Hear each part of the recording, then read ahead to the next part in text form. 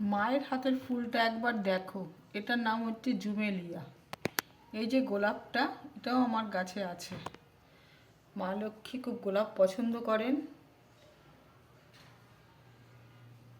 তাই মায়ের হাতে আমি প্রত্যেক দিন একটা করে গোলাপ দিই, এবং আমার সন্তোষী মাতার হাতেও একটা করে গোলাপ দিই। গাছ আমাকে তৈরি করে দেয় ঠাকুরের জন্যে। জয় মা লক্ষ্মী দেবীর জয়। এবার আসছি আমার গোপু সোনার কাছে। আরও একটা কথা, এই যে হচ্ছে আমার পদ্ম ফুল, এটা আমার 12 মাসই পদ্ম মনে হয়, এখনও সেই দুর্গাপুজোর থেকে ফুটে যাচ্ছে পদ্ম ফুলটা।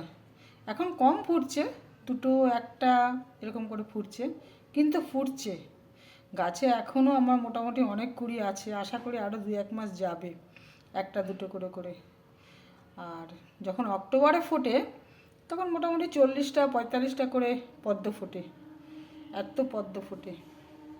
আজকে বজরংবলির দিন, বজরংবলী বাবা জয়, বড় মায়ের জয়। বড় মা আছে, কুপুসোনা আছে, তারপরে তো আমার আছেই এই যে আরেকজন গণপতি বাপ্পা, ইনি তো আছে। ইনি দুর্গাপুর থেকে এসেছিলেন, একজন আমাকে গিফট করেছিল আসার সময়, যখন কোয়ার্টার ছেড়ে বাড়ি আসি তখন। ইনি আমার সর্বে সর্বা।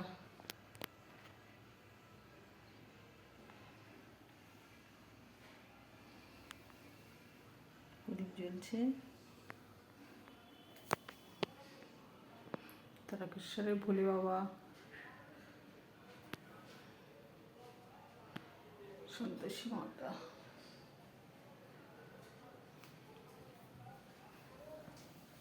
জুমেলিয়া গোলাপটা আর একবার দেখে নাও, এত বড় গোলাপ ফুটেছে গাছে কি বলবো, মায়ের হাত ভরে গেছে, অনেক বড় ফুটেছে। এর আপডেট আমি দিয়ে দেবো কদিন পরে গাছ থেকে। গাছের সর্বস্ব ফুলগুলো ফুটে যাক তারপরে, কিন্তু মায়ের হাতে রোজ একটা করে গোলাপ পড়বেই পড়বে।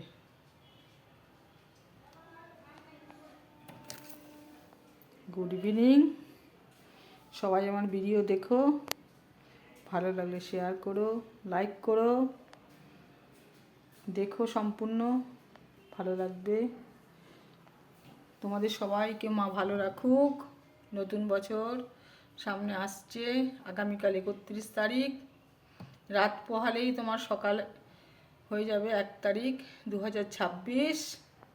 এনজয় করো, মাকে ডাকো, সবাই ভালো থাকবে।